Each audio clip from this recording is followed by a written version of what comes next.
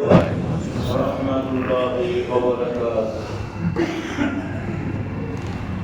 الحمد لله نحمده ونصلي على رسوله الكريم أما بعد فقد قال الله تعالى في كلامه المجيد والفرقان الحميد أعوذ بالله من الشيطان الرجيم إن الله وملائكته يصلون على النبي يا أيها الذين آمنوا صلوا عليه وسلموا تسليما تشركون.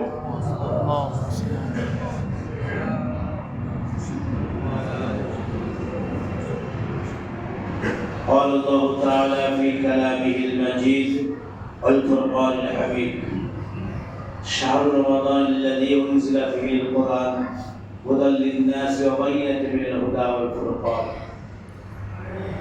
صدق الله العظيم. মহাসম্মানীয় আজকের জুমার সমস্ত মুসল্লিবৃন্দ, আমরা সর্বাগ্রে সর্বপ্রথম আল্লাহ পাক সুবহানাহু ওয়া তাআলার দরবারে লাখ কোটি শুকর আদায় করি যে মহান রব্বুল আলামিন আমাদের সকলকে তার পবিত্র স্থানে একত্রিত করেছেন, আসার তৌফিক দিয়েছেন।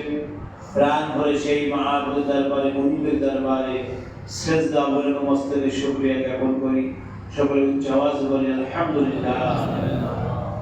তারই পরে মরুদুলাল বর্মস্কর মা আমিনার লাল জগৎগুরু বিশ্ব নবী আশরাফুল আম্বিয়া সৈয়দুল মুরসালিন রাহমাতাল লিল আলামিন জনাবে মুহাম্মদ রাসূলুল্লাহ সাল্লাল্লাহু আলাইহি ওয়াসাল্লাম তার উপর লাখ করে দরুদ ও সালাম। আমরা একবার বলি সাল্লাল্লাহু আলাইহি ওয়াসাল্লাম। পবিত্র মাহে রমজানের প্রথম জুমা,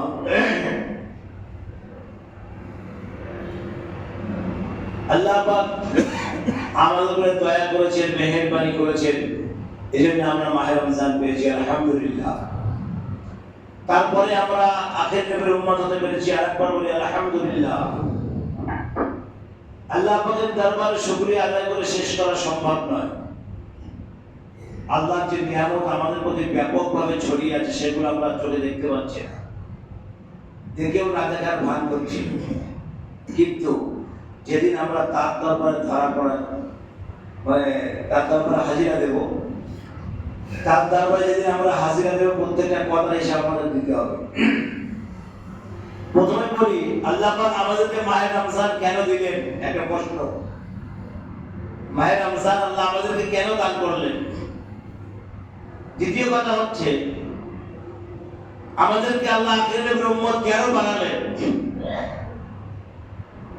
এই দুটো প্রশ্ন আপনাদের কাছে করেছি যে আপনারা বলতে পারেন। প্রথম প্রশ্ন, মাহে রমজান আল্লাহ আমাদের কেন দান করলেন? বিরাট প্রশ্ন। আমি সংক্ষেপে আপনাদেরকে বোঝাবো ইনশাআল্লাহ আজকে। মাহে রমজান আল্লাহ আমাদেরকে কি জন্য দিলেন? আল্লাহ পাক জানেন অনন্য নবীর উম্মতেরা নূহ আলাইহিস সালাম, ঈসা আলাইহিস সালাম এভাবে করে নিয়ে 1,24,000 মতন 2,24,000 পয়গম্বর যারা দুনিয়ার জমিনে এসেছিলেন, তাদের উম্মতগণ, তাদের হায়াত ছিল অনেক লম্বা, অনেক লম্বা হায়াত পাওয়া যায়। তারা অনেক নেক কাজ দুনিয়া থেকে করে গিয়েছেন। আল্লাহকে খুশি করা, আল্লাহকে রাজি করা অনেক নেক কাজ তারা দুনিয়া থেকে করে চলে গিয়েছেন। এখন কাদের তুলনায় সামান্য 60-50 বছর বয়সে আমরা সেই ইবাদত কিভাবে করব, আল্লাহকে রাজি খুশি কিভাবে করব? সুতরাং এই লম্বা 500,000 বছর তারা দীর্ঘদিন ধরে দুনিয়ায় জীবিত ছিলেন। এই 500,000 বছর ধরে তারা ইবাদত বন্দেগী করেছেন। ইবাদত বন্দেগী করে আল্লাহর সান্নিধ্য অর্জন করেছেন। কিন্তু আমরা 50, 60, 70, 80, 90 এর ভিতরে সেই ইবাদত করা আমাদের দ্বারা সম্ভব নয়। তারা যে ইবাদত করেছিল, তারা যে আল্লাহর নিকটবর্তী হয়েছিল, সেইভাবে নিকটবর্তী হওয়া আমাদের দ্বারা সম্ভব নয়। আল্লাহ পাক রব্বুল আলামিন আমার নবীকে ডাকলেন, একবার জোরে বলুন না সুবহানাল্লাহ। নবীকে ডাকলেন, মেরাজে ডাকলেন, সেখানে গোপন রহস্য আমার নবীকে আমার আল্লাহ পাশ করে দিলেন। রোজা ফরজ হয়েছে জমিনে, হজ, যাকাত, রোজা জমির ফরজ হয়েছে, কিন্তু এই পরামর্শগুলো কোথায় হয়েছে? আরশে আজিমে। একবার জোরে বলুন সুবহানাল্লাহ। সমস্ত আলোচনা পরামর্শ আরশে আজিমে। কিন্তু রমজান আমাদের কেন দিলেন? আল্লাহ পাক বললেন, হাবিব তোমার উম্মতের উপরে আমি 30টা রোজা ফরজ করব। একবার জোরে বলবেন না সুবহানাল্লাহ। তোমার উম্মতের উপরে আমি 30টা রোজা ফরজ করব। কেন করব? যাতে করে তারা আমার নিকটবর্তী হতে পারে, অর্থাৎ আমার সান্নিধ্য অর্জন করতে পারে, বেশি বেশি নেকি কামাতে পারে। মাহে রমজানে আমি কোরআন অবতীর্ণ করব। মাহে রমজানে আমি কোরআনে কারীম অবতীর্ণ করব। সুতরাং তোমার উম্মতরা যদি আমার নিকটবর্তী হতে চায়, আমার সান্নিধ্য অর্জন করতে চায়, তারা 30টা রোজা রাখুক। 30টা রোজা তারা রেখে দিক এবং 30টা রোজার ভিতরে তারাবি নামাজ আদায় করে, তারাবি নামাজ তারা না ছেড়ে দেয়। আর 30টা রোজার ভিতরে 5 ওয়াক্ত নামাজ আল্লাহ ফরজ করেছেন। অনেকে রোজার মাসে নামাজ পড়ে, বাকি মাসে নামাজ পড়ে না। শুধু রোজার মাসটাই নামাজ পড়ে, রোজার আগে নামাজ দেখা যায়, বাকি মাসটা আসেই না। তার মানে তারা বলতে চাচ্ছে নামাজটা শুধু রোজার মাসে ফরজ। নামাজটা শুধু রোজার মাসে আল্লাহ ফরজ করেছেন, অন্য মাসে নামাজ ফরজ নয়। এই ভুল ধারণা ভিতরে থাকবেন না। ভুল ধারণা ভিতরে আপনারা থাকবেন না কোনদিন। নামাজ 12 মাস আল্লাহ ফরজ করেছেন, 12 মাস। একদিনের জন্য কোন মুসলমানের জন্য নামাজ কাজা করা জায়েজ নয়, একটা মুসলমানের জন্য। হ্যাঁ, যদি কোনো মানুষ অবাক হয়ে যায়, দিওয়ানা হয়ে যায়, মজনুন হয়ে যায়, পাগল হয়ে যায়, তার জন্য নামাজ মাফ আছে। ভালো মানুষ, সুস্থ মানুষ হেঁটে যাচ্ছে, নামাজ পড়তে আসছেন না, তার জিজ্ঞেস করছে ভাই নামাজ পড়েছি কেন? ভাই সময় পাচ্ছি না। আল্লাহু আকবার। সময় পাচ্ছে না। এক একজন এক এক রকম ওযু করতেছে আমাদের নামাজ না পড়ার জন্য। কিন্তু আপনারা আমাদেরকে বলছেন, আমরা বুঝতে পারছি যে আপনাকে পাঠিয়েছে তাকে আপনি কিভাবে বোঝাবেন? যে আপনাকে দুনিয়ায় পাঠিয়েছে তাকে আপনি কিভাবে বোঝাবেন? তাকে বোঝাবেন, তার কথা রেডি রাখবেন। সেদিন যেদিন আল্লাহ জিজ্ঞেস করবেন, বান্দা নামাজ পড়েছো? আল্লাহর সামনে বান্দাকে আল্লাহ জিজ্ঞাসা করবেন, বান্দা নামাজ পড়েছো? এখন তো আমরা আল্লাহকে দেখতে পাচ্ছি না। নামাজ মানে আল্লাহর দিদার, নামাজ মানে আল্লাহর দিদার। তারা আল্লাহকে আমরা দেখতে পাচ্ছি না, নামাজ পড়ছি। কিন্তু যেদিন আমার আল্লাহ আমাদেরকে লক্ষ্য করে বলবেন, বান্দা দুনিয়ায় নামাজ পড়েছিলে, উসজুদু, আল্লাহ তরফ থেকে আওয়াজ হয়, উসজুদু, সিজদা দাও।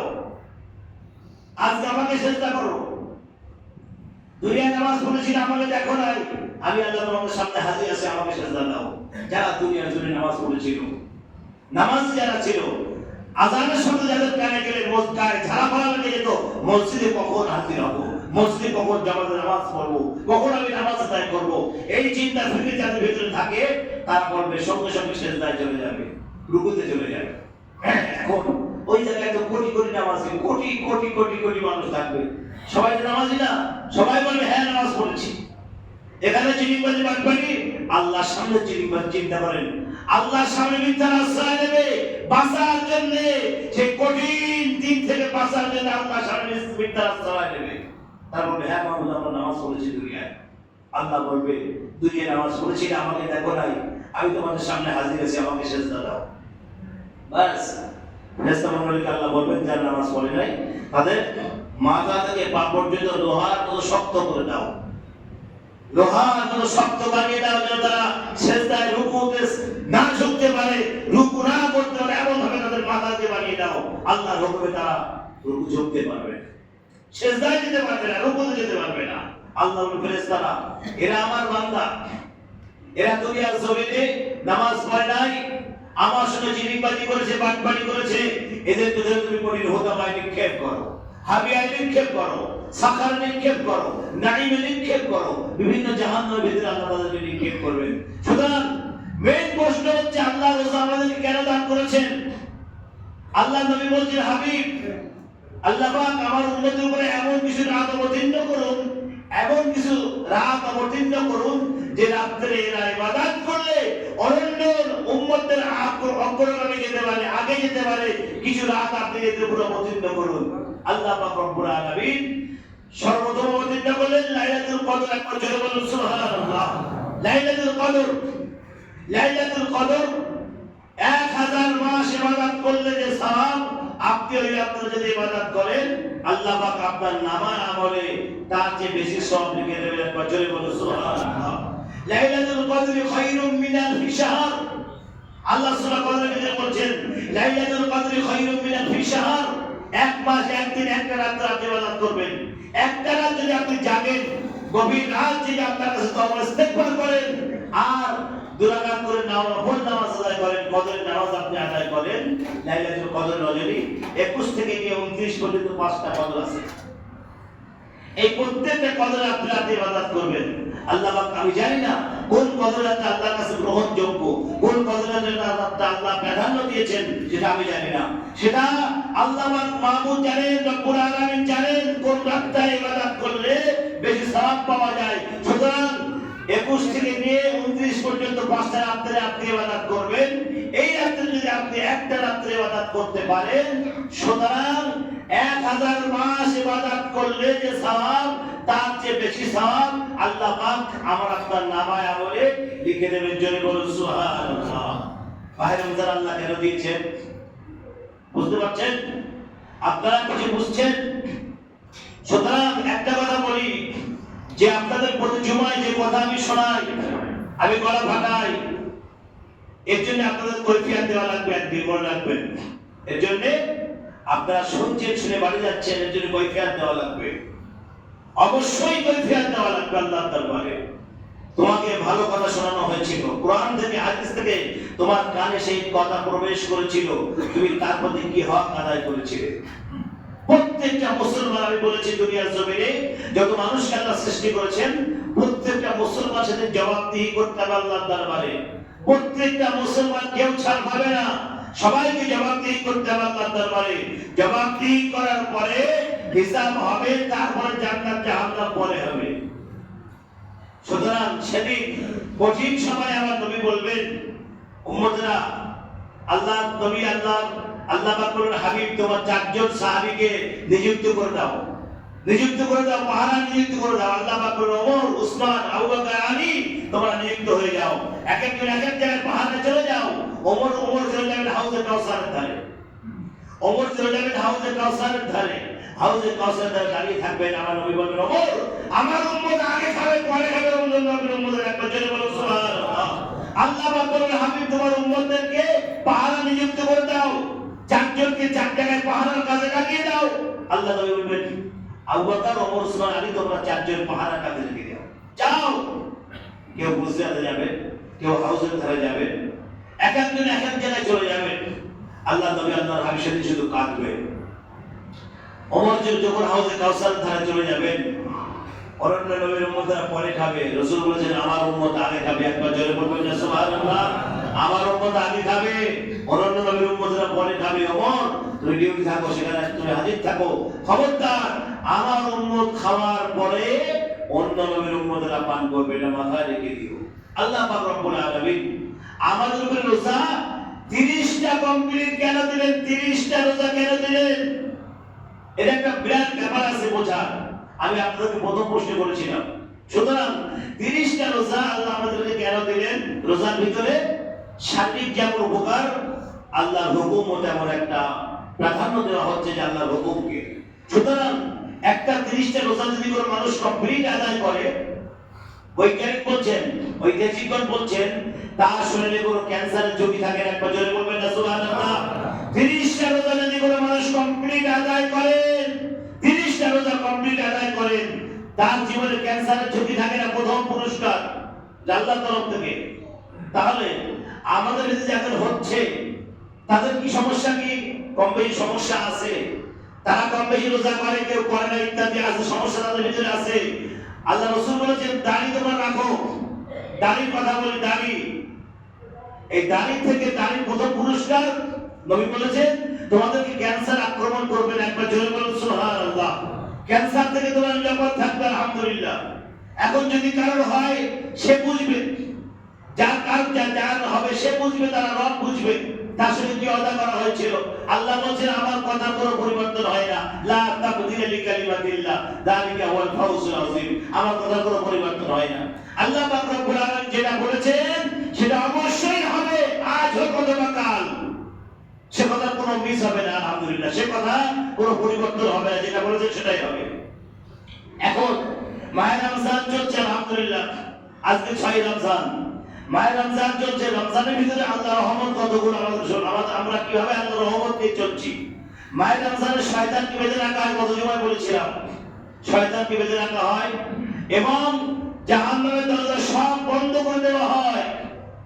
আল্লাহ পাক চান না মায়ের রমজানে আমার কোনো বান্দা জাহান্নামে প্রবেশ করুক, এজন্য জাহান্নামের সমস্ত দরজাগুলো সব বন্ধ করে দেওয়া হয় আর জান্নাতের দরজাগুলো খুলে দেওয়া হয়, জান্নাতের দরজা খুলে দেওয়া হয়।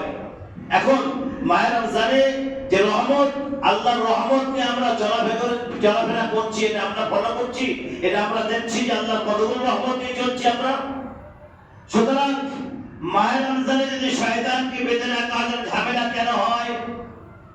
আমাদের যদি ঝামেলা কেন হয়? শয়তান বলছে আমি যে শয়তানি 11 মাস করে রেখেছি, তোমরা সেই শয়তানি পার করতে তোমাদের 50 বছর পার হবে, 50 বছর লাগবে, মিনিমাম 50 বছর তোমাদের লাগবে। আমার যদি 1 বছর বেঁধে রাখা হয় তথাপি আমার কাজ চলে যাবে, আমার গায়ে এক জায়গায় থাকবে না। এটা শয়তানের ওয়াদা। আল্লাহর ওয়াদা কি? আল্লাহ বলে শয়তান তুমি আমার বান্দাকে ধোঁকা দেবে, আমার বান্দাকে মুসিবতে ফেলবে, আমার বান্দার সামনে সমস্যা খাড়া করবে, কিন্তু আমার বান্দা যদি একবার তোমার কাছ থেকে মুখটা ঘুরিয়ে আমার দিকে ফিরে নেয় এবং আমার দোকানে হাত তুলে বলে আল্লাহ আমি শয়তান ধোঁকায় পড়ে গিয়েছিলাম, আল্লাহ শয়তানের কবলে পড়ে গিয়েছিলাম, তুমি আমাকে মাফ করে দাও। ও শয়তান তোমার সমস্ত জালিয়াতি, সমস্ত চিলিংবাজি সব খতম হয়ে যাবে, আমার বান্দার সমস্ত গুনাহ আমি আল্লাহ মাফ করে দেব। জোরে বলো সুবহানাল্লাহ। আল্লাহ বলছে বান্দা তুমি অনেক বড় গুনাহগার আছো, মাহে রমজানে আসো আমার ঘরে। আল্লাহ পাক মাহে রমজানে প্রথম আসমানে চলে আসেন, প্রথম আসমানে এসে খেতাব প্রলক্ষ করে বলে হে দুনিয়ার মানুষেরা কে আছো তোমরা, এখনো ঘুমিয়ে আছো, আমার কাছে হাত উঠাও, আমার কাছে চাও, আমি আল্লাহ দোয়ার জন্য তোমাদের প্রথম আসমানে অবতীর্ণ, প্রথম আসমানে হাজির হয়েছি, তোমরা চাও আমার কাছে, তাহাজ্জুদ নামাজ নিয়ে দাঁড়িয়ে যাও, আমার কাছে হাত তোলো, আমি আল্লাহ আমার কাছে হাত তুলে চাও, কার কি প্রয়োজন আছে, কার কি জরুরত আছে আমার কাছে চাও, আমি আল্লাহ তোমাদের সমস্ত প্রয়োজন মিটিয়ে দেব। একবার জোরে বলুন সুবহানাল্লাহ। আমার ভাই বাবাজিরা, মাহে রমজান অবতীর্ণ হওয়ার আগে আল্লাহ পাক রিজওয়ান কিংবা রিজওয়ান জান্নাতকে সুসজ্জিত করো। একবার জোরে বলুন সুবহানাল্লাহ। জান্নাতকে সুসজ্জিত করো, জান্নাতকে সুসজ্জিত করো। আর হুর কিলবানদেরকে বলো মাহে রমজান আসছে, রমজান নিকটবর্তী, রমজান কাছাকাছি, জান্নাতের হুর কিলবানদেরকে লক্ষ্য করে বলো রিজওয়ান তুমি জান্নাতের ভিতরে ঘোষণা করে দাও রমজান অতি নিকটবর্তী। একবার জোরে বলো সুবহানাল্লাহ। এবং জান্নাতকে সুসজ্জিত করা হয়, যেমন আমাদের কারো বাড়িতে কোনো প্রোগ্রাম হলে আমরা সুসজ্জিত করি, সাজাই বিভিন্ন প্রকারের, এভাবে তো আল্লাহ পাক বলছেন আমি জান্নাতকে সুসজ্জিত করে সাজিয়ে রাখি। মাহে রমজান যতদিন থাকে আল্লাহর রহমত জান্নাতকে সুসজ্জিত করা থাকে। মাহে রমজান যেদিন বিদায় হয়ে যাবে আস্তে আস্তে জান্নাতকে সুসজ্জিত করে সাজানো থেকে বন্ধ করা হবে, জাহান্নামের দরজাগুলো খুলে দেওয়া হবে এবং শয়তানের বাঁধনটা খুলে দেওয়া হবে। শয়তানের বাঁধন খুলে দিলে কি করবে? শয়তানি আবার তামাম দুনিয়ায় ছড়িয়ে যাবে। সুতরাং আল্লাহ পাক আমাদের সকলকে শয়তানের ওয়াসওয়াসা থেকে হেফাজত করুক। আমরা সকলে মিলে আল্লাহুম্মা আমিন। ওয়া আখিরু দাওয়ানা আলহামদুলিল্লাহি রাব্বিল আলামিন। একটা কথা বলি, মাহে রমজান